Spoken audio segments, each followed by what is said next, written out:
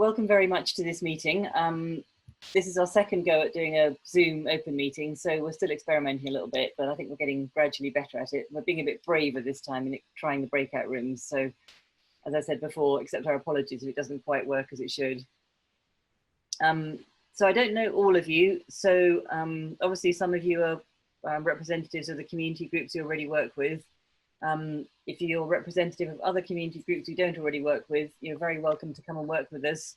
Bristol Energy Network is all about its membership. You know, we're made up of groups from right across the city who are interested in energy. So if you're not a member already, do have a look at our website and think about joining us in a slightly more official, if you like, formal way. I'm Caroline Bird. I'm chair of the board of directors of Bristol Energy Network.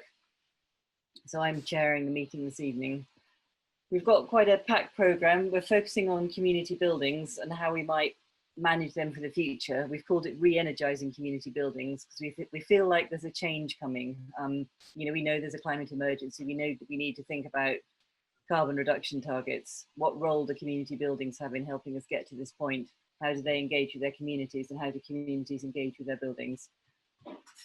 Normally we would host these meetings at one of our members' buildings. So we tend to move around the city. It's a nice way of getting to know different parts of the city and get to know our membership better. So our co-host for this meeting would have been Hartcliffe and the Hartcliffe and Withywood Community Partnership at the Symes building. Sadly, of course, we can't do that at the moment, but they're still co-hosts and they will be introducing their work to us. So I'm hoping that we have Melanie who can talk a little bit about what they've been doing in Hartcliffe as a starting point for this meeting. Do we have Melanie? Yeah, Melanie's here. She's just Melanie. I'll just introduce Melanie if that's okay. So Melanie has been working with HWPC CP for many years now, and is going to describe all of the services that HWCP deliver and the ones they plan to deliver potentially in the future. And I would talk after Melanie about the work that Bristol Energy Network's been doing with HWCP. Thanks, David. Just to say, I haven't. I used to work at HWCP many years ago. It was about 7 or 8 years ago, and left, and have now come back and are doing some specific work with them. So I am just picking up. I met with Dave for the first time the other day, but I know there's been a lot of work going on. And there's been a lot of work going on with Bristol Energy Network, and somebody else was going to come, but actually I've come instead because I want to find out a little bit more about how the network works. So I can tell you a little bit about the organisation. Hartcliffe and Withywood, for those of you that don't know, is an area where there are lots of needs and lots of deprivation. And Hartcliffe and Withywood Community Partnership came about when there was the social regeneration funding to invest within communities in a community-led way. So the community were leading that and looking at where they needed support and help. So Hartcliffe and Withywood were set up for that purpose. There was already an organisation existing and it was built on that. And so the idea, I think it's gone through lots of different incarnations in terms of the type of work it does and where the funding comes from. But currently, Hartcliffe and Withywood Community Partnership is mainly delivering a community transport scheme, which works with mostly elderly people, but people with mobility issues within the Hartcliffe and Withywood area, and sometimes a little bit beyond. We have about 500 members, and it's really well used and I would say needed. It provides that additional bit of support for people that couldn't get to a bus stop, for example, and there are things like shopping trips and a lot of it actually that I'm finding, having a look at it, necessarily just about going shopping. A lot of the times the people that access that service sit in the cafe having a coffee with their friends and in the shop. So there are around that. There is we have 8 vehicles at the moment. They're all traditional diesel and petrol vehicles, so that is something we're going to have to look at the long term and that we want to look at. So those are the sort of where we're at with that. And then we provide a community building that is also mainly an office building, actually. So we have community organisations and statutory organisations that rent out affordable space. We have spaces for the community to hold meetings and gatherings and things like that. So that's going to be really interesting looking going forward about how we use that space. So that's another reason why I know some work's already been done with Dave directly around that. But it's going to be interesting to think in terms of a green recovery. There's a time now where we're looking at how we use space and how people use space and what's, you know, that environment that people are in. I think, you know, the view of it is very different now, and it just does seem like a really good time to be looking at things in terms of some form of green recovery. We work with people that are incredibly vulnerable and experience fuel poverty, food poverty. So looking at ways that we can help the community, I suppose, take charge of their, you know, in so many ways, what the services that they use, and not feel like they're a burden to them in some way and something that they have to just try to afford. So it's getting people plugged in and seeing that they have choices really about the services and energy and the environment that they live in. So that's something that we want to, we were reviewing our business plan anyway, but because of the situation with coronavirus, obviously it makes sense really to look at it as a whole. So that's what we're particularly interested in. And as I say, we do work with formally and informally some really incredibly vulnerable people that access our services within the community. We do have a community development element as well. So that was traditionally part of neighbourhood partnerships. Sorry, there was somebody that I thought I recognised, but I don't think I do, that was involved in that at Bristol City Council, and that was the previous incarnation that I was at Hartcliffe and Wilby Wood. So we have a track record of supporting the community to have influence and have a voice. And again, this really does fit in. It does seem to me that there's some work here that we can do with Bristol Energy Network as well around that. In terms of just to say a little bit about the response to the COVID-19, it's been amazing actually as an organisation how I'll say I'm using the royal we because it's actually been staff and volunteers on the ground that have done a lot more than I have to adapt and provide a community hub for people. So we are taking phone calls via the Bristol phone line, but also our own already, our members, some of them are really vulnerable. So we've been doing befriending phone calls. We're making about 500 regular phone calls to people, either weekly or fortnightly, to check in on them, doing shopping, prescriptions, supporting volunteers around that, dog walking as well, which is one of the favourites. But really as well, I think it's what that's done for us is made us think about how we're going to transition back to our normal work, but also thinking about what the impact of COVID-19 it will have on an incredibly vulnerable community, but that also have a lot of strengths that have really been shown through this period of time. And it's thinking about how we can, you know, how it's a strand. I think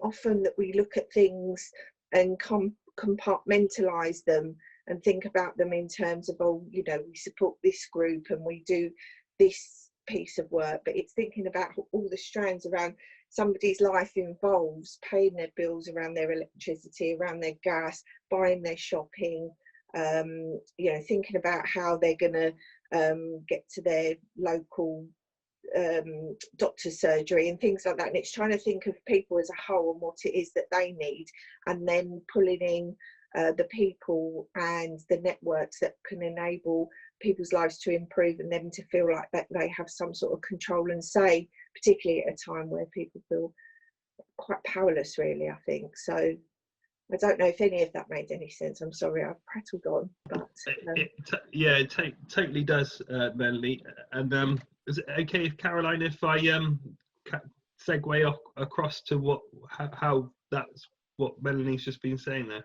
Absolutely. I mean, we're off agenda or timings already, but hey, I'm sure we'll work it out over the next half hour or so. So yeah, go for it, Dave. Just don't spend too long already. Yeah, I'm going to share my screen briefly, but I'll do that in just a second. But I just wanted to thank Melanie for that real good summary of all of the activity that's going on in such a dynamic organisation, and really working at the heart of the community.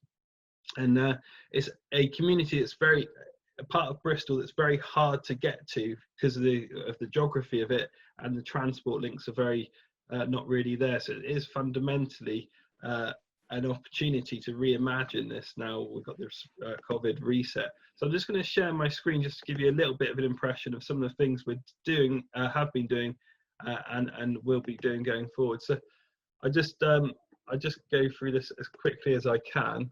So basically, this is a photo here of the solar panels in the top left-hand corner there.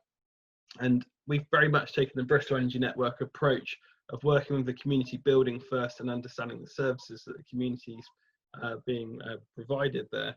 And we've got some funding with them to support them through the Bristol Community Energy Fund, £5,400. And what we wanted to look at as a community, the community there, was how could they optimise their building. So at the time, it was just as the feed-in tariff was closing, and so we wanted to look at whether there was an opportunity to optimise the building that they had to actually access the solar. So we introduced them to Bristol Energy Cooperative, who did an analysis of their energy bills, looking at how much energy that building used, and just to see whether it would be appropriate to put solar on for their purposes, and then to have cheaper energy through Bristol Energy Cooperative. They looked at it; it wasn't the right time for them, and it wasn't something they wanted to do as Bristol Energy Cooperative. But through discussions with the board at HWCP, we were able to persuade the board this was a worthwhile investment because of the payback period being 7.5 years, and after that it was going to be profit back into the organisation. That they actually went ahead with that. And one of the things what we looked at when we did when I did a basic energy audit of it, was that how the building was already performing and where the problems were. So this was a building that was built 20 odd years ago with all the latest technology, including solar hot water and underfloor heating, but the problem was that the technology hadn't been integrated into the staff weren't aware of how to use that technology because it was big manuals, and there's lots of staff changes over time, and it just didn't make sense any longer. So that's where we looked at introducing Hurtwood, who we're going to talk a bit later about how to optimize that building. The second part of the work that we were doing was looking at those range of services that Melanie was describing, and looking at how we might be able to look at the goals of the city, particularly around the net zero targets, and also about the fuel poverty targets, about ending cold homes, and seeing how we could fit in with them into projects that exist in the network and involve them. We were successful in getting some impact funding just before COVID-19 happened, and prior to that we'd been delivering the WAM project in Hartcliffe as well. And I'm pleased to say that we were doing lots of pop-up events, and we've been supporting a lot of people with the WAM project in Hartcliffe there. And this is the next step. So myself and Melanie are going to be working together over the coming months to look at the recruitment of a new staff member to start to work with this warm-up skill up program, so we can asset map and look at where people who have skills or services they might be able to provide to a retrofit infrastructure, and also to build on the thermal imaging surveys that we've done locally in the community. I've got far too many slides, so I won't show you them all, but if you're not familiar with the Cheese project, it's about tackling fuel poverty, but it's also tackling climate change, for making sure that homes are more energy efficient. We need to tackle both the health inequalities in Hartcliffe through tackling cold homes, but we also need to tackle the environmental and well-being. So this is all wrapped up. So the three challenges at the moment are of climate change, health and well-being, and the environment, all linked together in one thing. So this is really about how can we enable people to do DIY work, this warm-up skill up project, and it fits in beneath the future proof project, which is looking for the afford to pay sector. And this is really about delivering against that. So I'll leave that for now, but you never know, there might end up being a wind turbine in Hartcliffe if we can find a way of doing David, that. It's a long way off. David, but thank you very much. Sharing now, and I'll let Caroline take back the meeting. David, thank you very much. I recognise some of those slides. It's like this is your entire box set of all the slides for everything we've ever done, and well, it relates directly in this. If I could just finish, actually, that those slides do look familiar, but what I'm trying to show there really is that how the network's supporting Hartcliffe and Withywood, and by supporting them by enabling funding to come into the Hartcliffe and Withywood, and so that can be introduced into the community, so they can start building on their own experiences and projects themselves. So that's for the future. So yeah. I'll leave it there though, and I'll let you invite our next speaker. Yeah, David, thank you. I mean, like I said, that does show just how much stuff is going on, what the potential is to do some really good things in different communities around the city. And as you say, particularly looking at what we've been doing with Hartcliffe so far.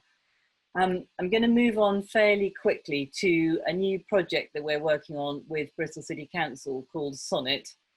And I'm not sure who's introducing it from the council. Is that you, Richard? It is, yeah. Okay, so I'm going to hand over to Richard to give you a very quick overview of what the Sonnet project is all about.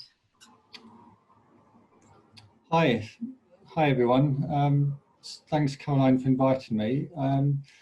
I do have a lot less slides than David, and almost certainly can bring us back on track agenda-wise. So I will try and share a screen though, because I do have it's always good to have a couple of things to look at, I think. So let me just try and do that. Here we go. Hopefully you can see, I started at the end, so let me go back to the first slide.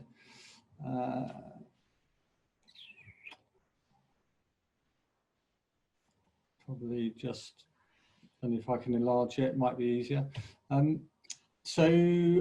Yeah, so Sonnet is a handy acronym, but there's the breakdown of what it stands for as well.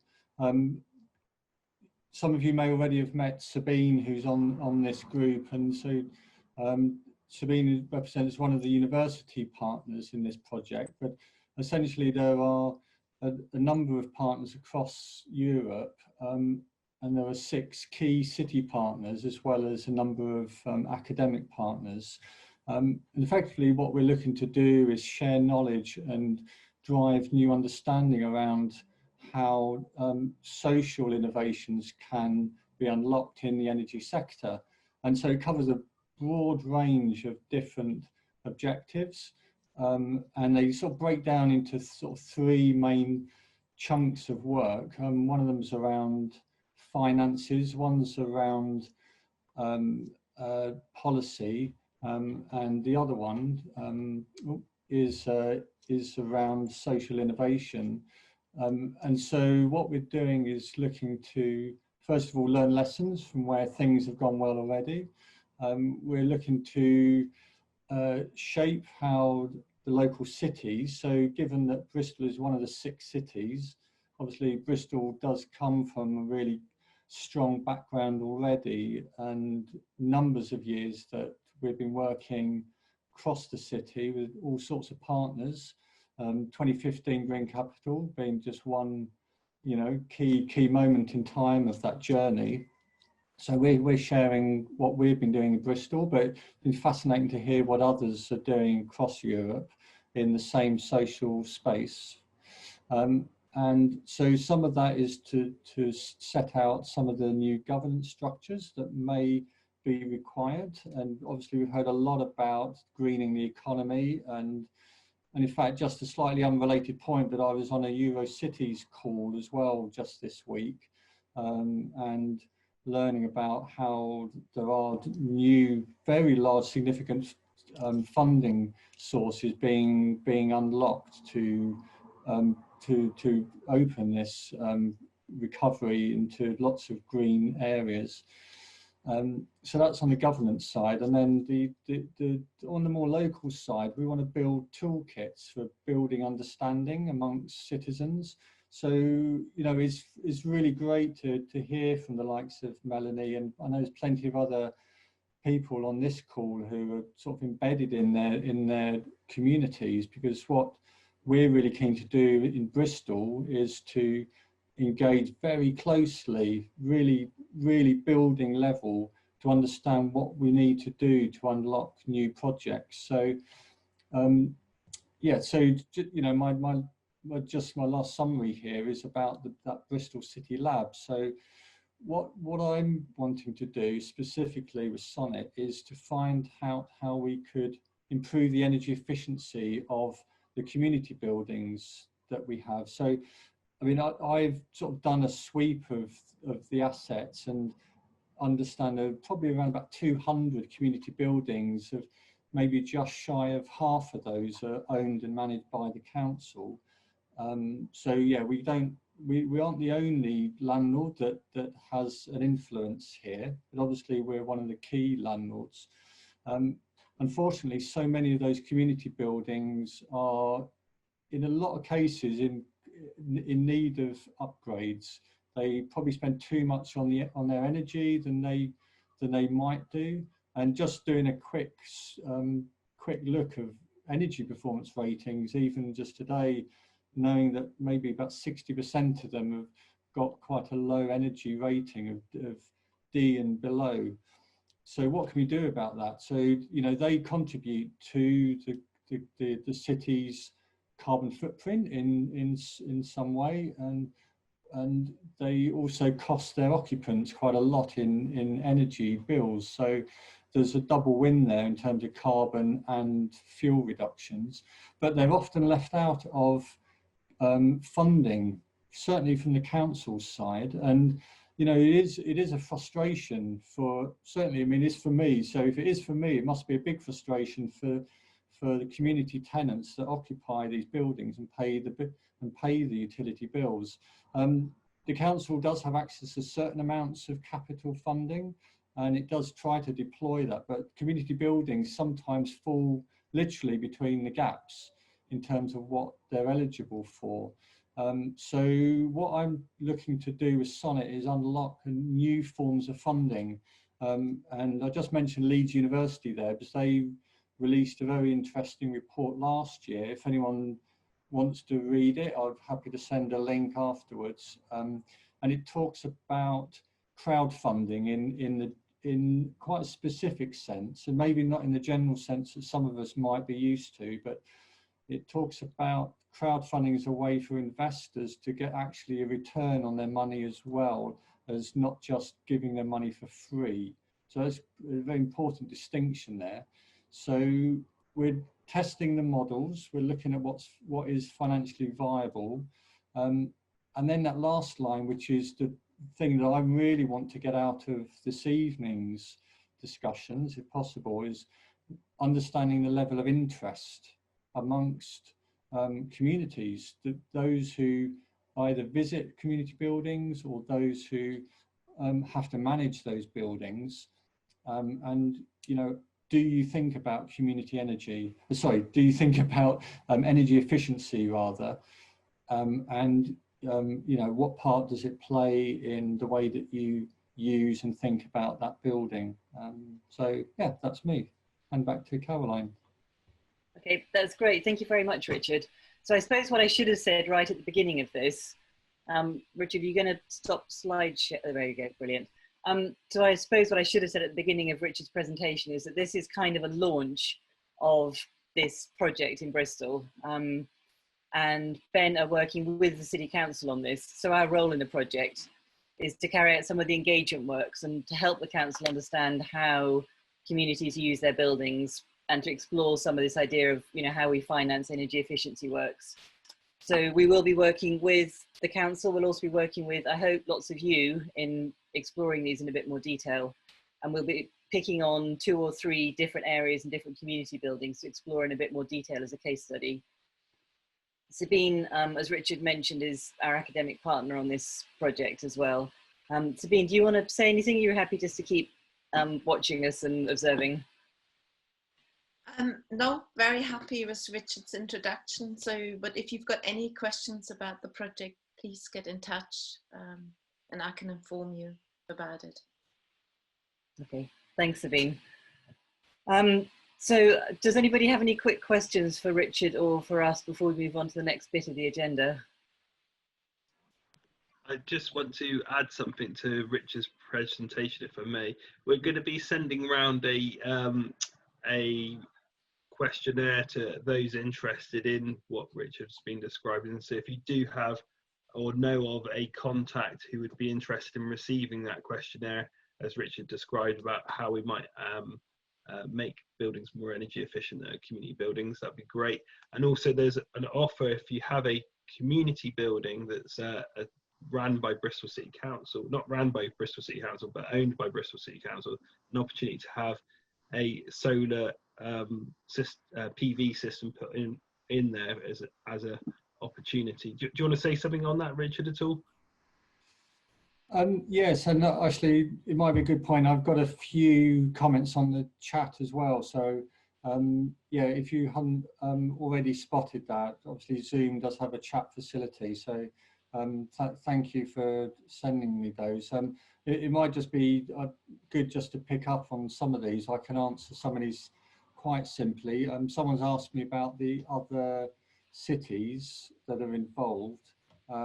So I was just quickly flicking across my screen here. So yeah, on the sort of financial side, Antwerp are involved. On the kind of cultural side, looking at behaviour, use and digitalisation rollouts, we have Grenoble and Basel, is it, or Basel? Am I pronouncing that right? From, I believe, Switzerland. And then on the political sort of governance side, we have Mannheim and Warsaw.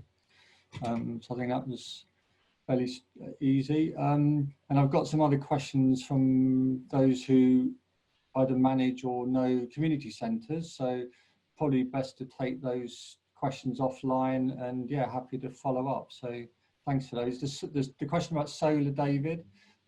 Yeah, I mean, we're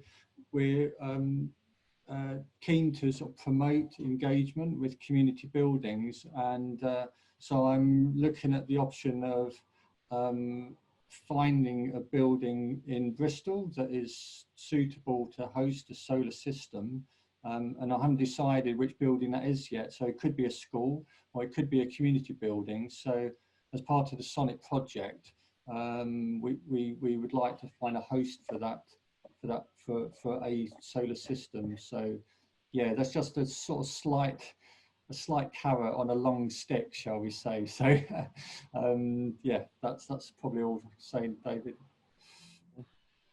That's great. Thanks, Richard. Thanks, Dave. So we're going to move on to the next bit of the agenda now, which is thinking more generally about community buildings and the different aspects of how we might re-energize them, as we suggested in the title of this open meeting. So we're going to go through a few different aspects of how we work with community buildings. Dave's going to talk about energy surveys. Kevin, I believe you're going to talk about building optimization. Andy's going to talk about renewable energy. And Vicky's going to talk about engaging communities. So we've kind of got 5 minutes each for these because we don't want to spend too long on people talking, and we want to get right into the workshops and talk about our buildings in a bit more detail. So if you can skip through these sessions quite quickly, kind of 5 minutes each, guys, if that's possible, then we can move into the workshop part of the meeting. Dave, you're first. Yeah, I mean, I could bore you with more slides, but I might just talk through some of the things that we've been doing. So first of all, when you are approaching your community building, it's important to really get an understanding of who's using the building and how it's being used. But in terms of surveys, it's about identifying which survey is needed for the appropriate job. So sometimes a cheese survey is appropriate where there's a particular need, particularly with a drafty old building, to find out where best to place your energy first. But having a look at those energy bills first, having a look at how the building's being managed, and making sure you involve all of the stakeholders who use the building as you develop your plan.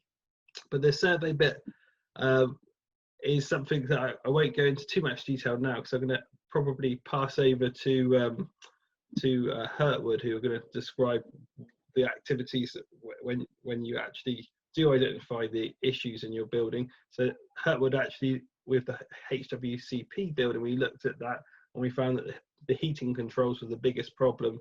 We've not been able to get a grapple on that. So maybe if we move over to Hurtwood first, and then we can come I'll back to just surveys. share a screen and a presentation with you.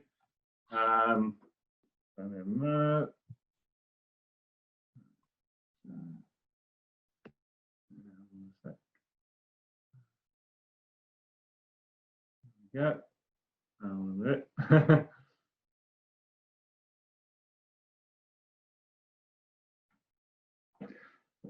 So yeah, so this is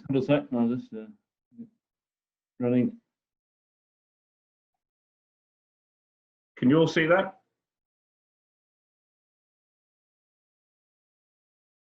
There we go. Can you all see that? Yep, that's Yeah. good. So Thank you. just go back to the start.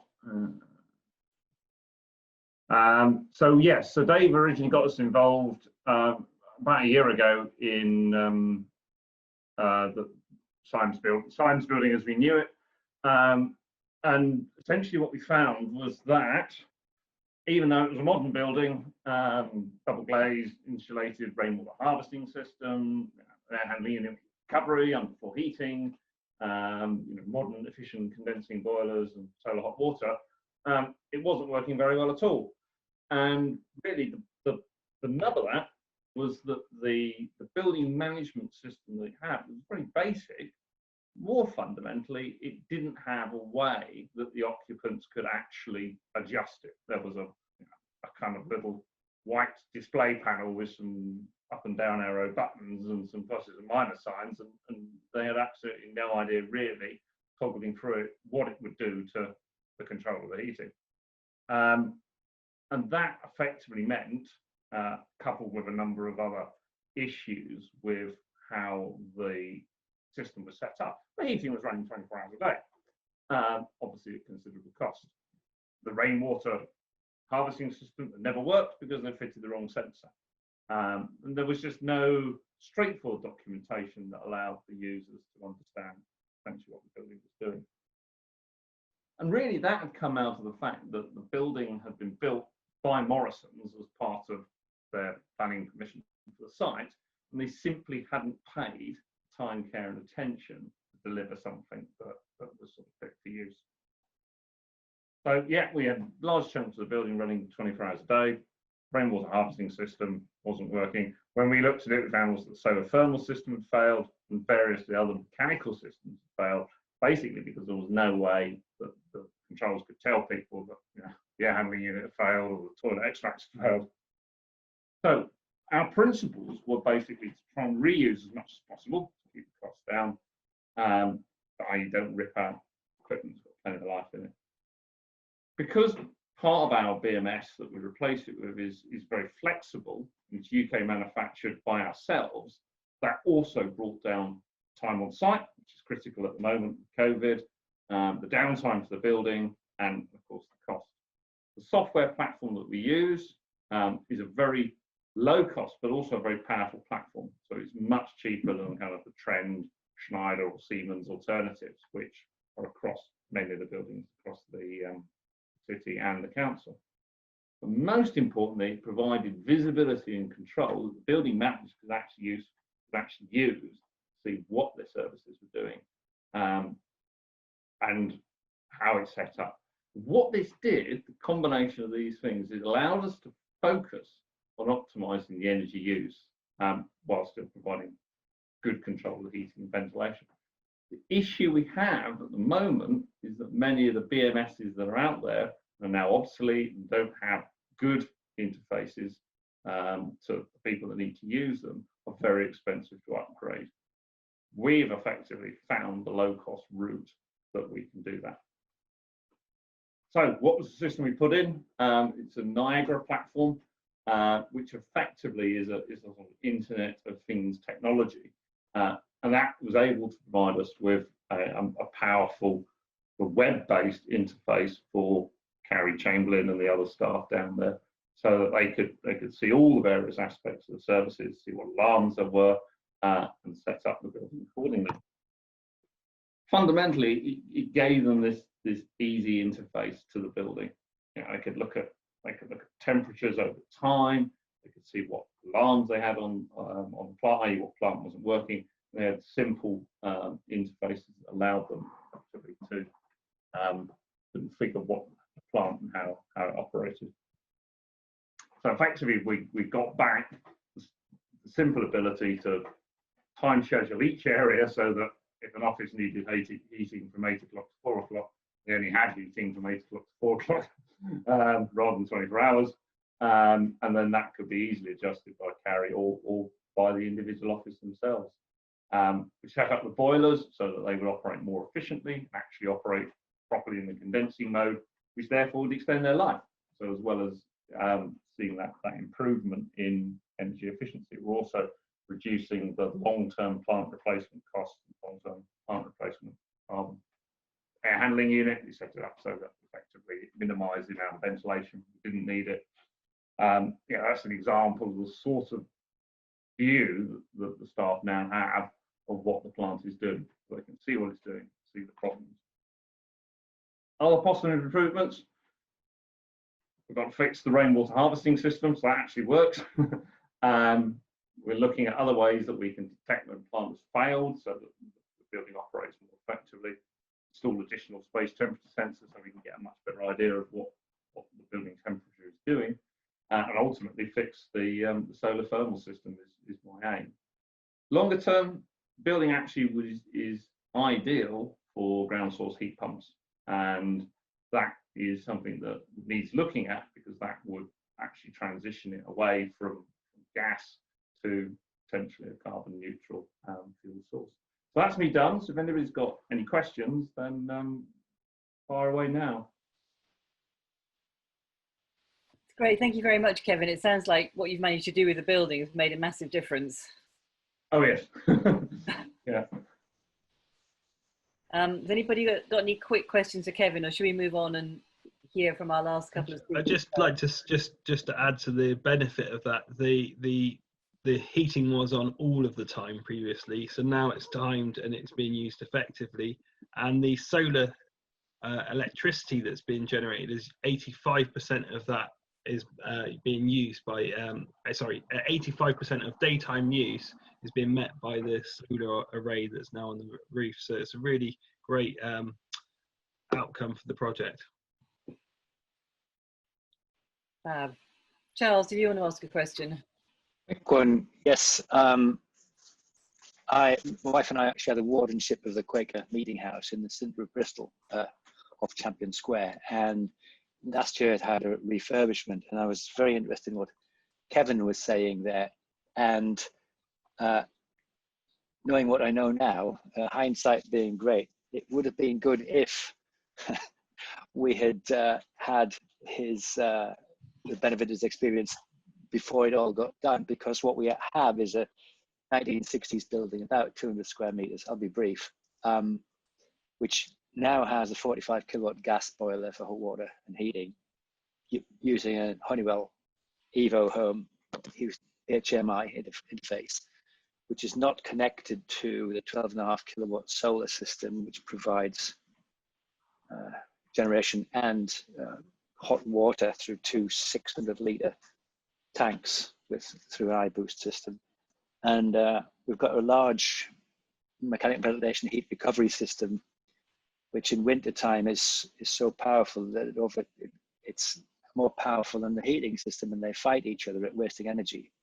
So it's important we just still do not have an integrated solution. It's all done by us tweaking to make sure we're not wasting energy. So I commend Kevin on what they've done, and I'll have a chat later. Yeah, Okay. That's one of the most powerful things we've found about the solution that we use, is its ability to talk to a whole host of different systems, because there's actually a lot of intelligence now in the various systems that are around. A heat pump, heat recovery unit, a solar thermal system, or solar. It's the ability to talk to them and actually manage them cost effectively that has really started to make this particular solution work. We've been looking at the University of Bath recently, and the fact that using this and linking it to their Helvar lighting system means we can use the information from the lighting system to optimize how the ventilation and the heating is used. And that's just not available with many of the other systems on the market. The crucial thing about what we've adopted is it is more of a smartphone approach of having a community of developers around it who are keen to solve the problems. So they go out there, they write the software and the drivers and the interfaces, and that gives you the power. Whereas what we were finding with the large multinationals was they were, well, you can have this, but it'll cost you a lot of money, and then people just didn't do it, or it was available, it was not particularly effective because you never got the development time. But what we're finding is that the community approach, again, this is the key, comes back around always to communities, actually starts to give you the low cost and effective solutions. Great, thank you very much, Kevin. I think we'll move on to Andy. Are you doing the next section, or is it Will?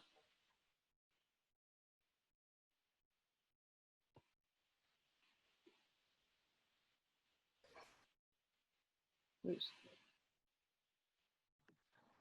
Andy, I believe, was going to do the next It's part. Andy, but yeah, he's just having trouble unmuting, I think. There we go. Great. Okay, thanks very much. Can I share my screen as well?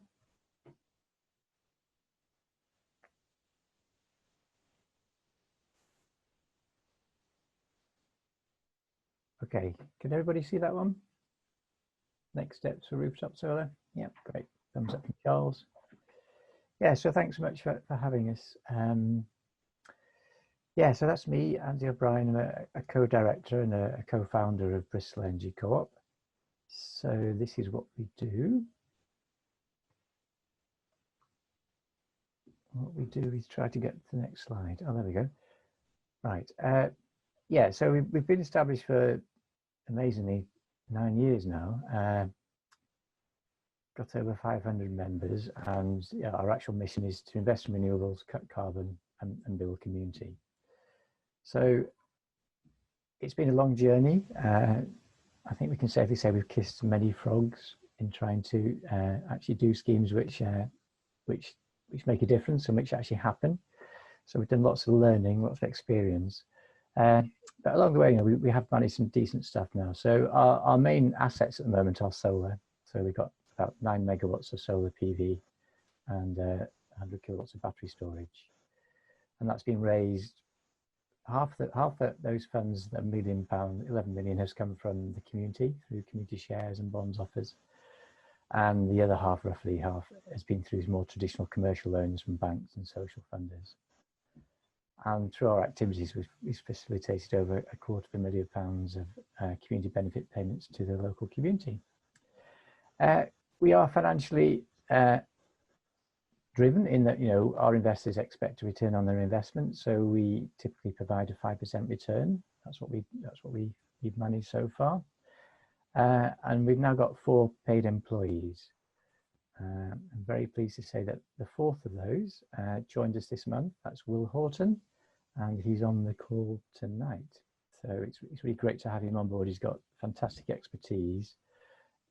Also, he has volunteered for Beck in the past, so he's hitting the ground very quickly. He's running very quickly, which is fantastic. Just a couple of sites here to show you. We've got 2 solar farms, and they produce by far the majority of our income. But we've got about 12 rooftop schemes as well. So you can see at the bottom there, Eastern Community Centre, you know, we've really maxed out on solar there. It's actually 2 separate installations over the years. Lawrence Western Solar Farm, that's on Bristol City Council land, and Richard Lowe from the council and the local community and the local councillors, you know, played a big part in actually allowing us to build that out as a fully owned community scheme. So those are actually the sites we have at the moment. So you can see that we've got a nice geographical spread, nice mix of community organisations. We are beginning to do some commercial ones as well, and we do spread our wings not just in Bristol, but the wider Bristol region as well. And you know, our other solar farm is actually in Puriton in Somerset.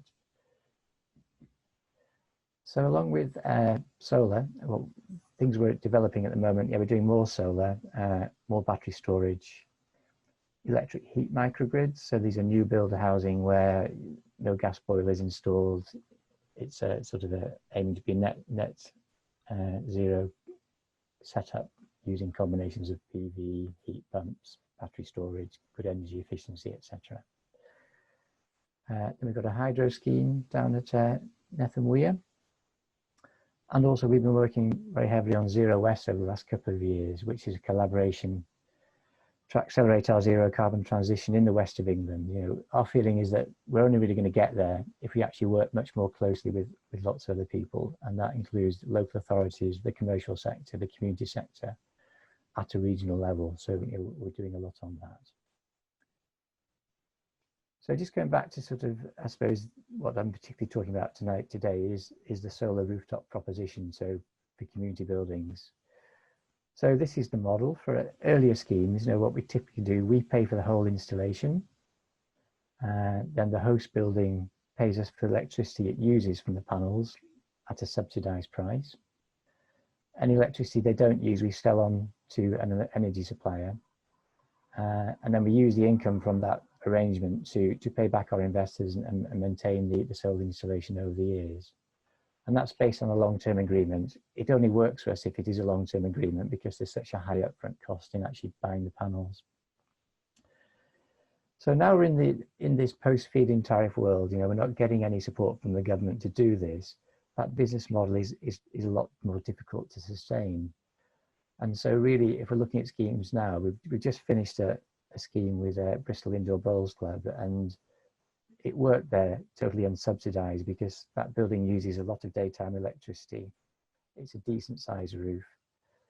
They're willing to work with us for the right reasons, so they're not getting a huge savings on their electricity supply, but they're doing it for the right reasons. So that's really going forward. If we're going to work with new buildings, those are some of the key characteristics. But the other thing really for me to flag is that even if we have all that in place, it's very difficult to make this work. And really, I think it's only really going to change if we do have proper supportive policy changes. You know, that's carbon taxes, it's the Green Deal stuff that everybody's talking about, the COVID bounce back funding, social investment tax relief. There's all sorts of ways. Thousands of think tanks have told us what we could be doing, but that has to be pushed through, and that's a you know, a lobbying level at sort of national and local level. Our ideal, you know, we were never about just putting solar on roofs. You know, our holy grail was always this integrated package. So, you know, combining solar, energy efficiency, battery storage, etc. And so, you know, so much to what's been discussed already tonight. That's exactly what we're into. But we've got to crack, for me, it's those policy changes. If we don't crack that, we're not going to do this. You know, and you know, we talk to some very big financial institutions, investors, and they have exactly the same issue.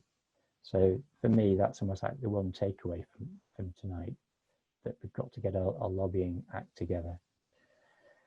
Anyway, if you want more information on this, I'm very nearly finished. The person to speak to is Will. He's going to be leading on this for us now. I'm really pleased about that. Like I say, he's got an awful lot of knowledge, really good technical knowledge on this, on the integrated packages. So yeah, any more information there, he's the guy to go to. That's Great, thank you very much, Andy. That's really good to hear that kind of an overview and see what the requirements are for future systems if we haven't got fits and other things in place. And as you say, that ties in quite neatly with the other things we've been talking about already. We've got one more speaker before we move into the. Okay, to just ask Caroline, would it be able to ask Andy a quick question? Andy, what would you say? You say that a community building needs to use electricity on site for it to be viable. How much daytime use would you say needs to be used to actually match that with a solar system at the moment? It's quite difficult to say, really, because it depends. There's a sweet spot between not putting, I suppose, ideally, we put on loads of PV on the building, but if you put on too much, then that percentage use isn't very high, then the financial model doesn't work. So I can't really give you a figure. And that's where really you need to have that conversation with Will, and then we can do some modeling based on ideally half-hour data and that sort of thing. So I'm being a bit of a solar still work from your point of view on the right building at the moment? Is that what you're saying? Say again? Yeah. Solar still works on if you've got a large enough roof and you've got enough people in the building using the energy at the same time. That's what we're saying. So the Bristol Indoor Bowls Club, because they do have high daytime usage, we were able to put on a 150 kilowatt system and it worked. But that's totally subsidy free. But I appreciate that's probably a much bigger roof than most community buildings. So yeah, going down smaller, it is difficult to do, and that's where, for me, it will only really work if we can get our other support packages in place that we need to crack on with. Great, thanks, Andy. Thanks, Dave, for your question. Andy, I guess you'll stop screen sharing in a sec. Oh, yeah. Vicky, you're on next. It'd be great to hear from you on engaging communities, hear some of your experiences before we move into the workshops. The workshops might be a little bit shorter than we said on the agenda, but I think that's fine. It's great, we've got so much enthusiasm and expertise already here, and it's good to hear it all. So Vicky, over to you. Thanks. I talk fast, so you might be able to catch up a bit. And also, some of the things that I was going to talk about are very similar to the experiences that Melanie's got in Hartcliffe and Withywood, so I will try and edit as I go along. I guess I think one of the things that was coming up from other people's talks is this idea of community engagement, and that has a very different meaning to different people, doesn't it? So if you're talking about the Sonnet project, the community engagement is to engage with community centres, and through that, and that's a little bit like shooting fish in a barrel, because I don't know of a community centre, and I'm a trustee on Hurtwood Community Centre, who wouldn't desperately want to reduce their energy bills. Hurtwood Community Centre is a beautiful building and massively energy inefficient. It has 2 settings on its heating, on and off, and the hot water is tied into it, so that's great. What we do, I work for Rework, which is a social enterprise and charity based up in Null West, and we do lots of projects that tend to be environmentally based. And what we're dealing with at the moment is coming out of COVID and trying to implement the learning that we've had from that into the projects that we're running and were put on hold for a while. So one of those being the Warm Up Skill Up one that we've been working with Dave at Bristol Energy Network and the Cheese Project and Hartcliffe and Withywood and all those organisations that you've already heard about. It's been really interesting couple of months. I would say that we've all been part of a really huge social experiment, which has really very much shown that with the right motivation, people will massively change their behaviour. And I think there's a lot of debate in organisations like ours about what were those key things.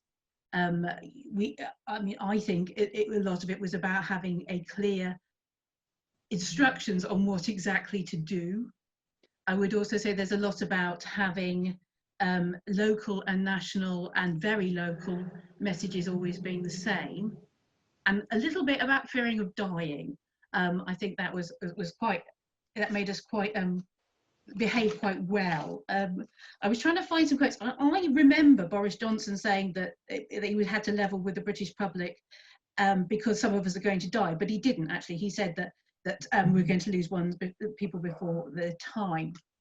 But so we've been talking about those discussions that we've been having in our organisations about how do we get people who are not willing to engage with like reducing their energy bills. We've managed to stop them leaving their houses.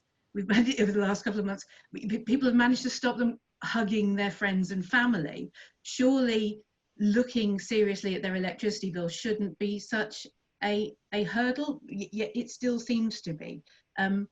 Melanie talked a little bit about the COVID callback line that the Bristol City Council set up, and our organisation was part of the hub from covering Knoll and Knoll West.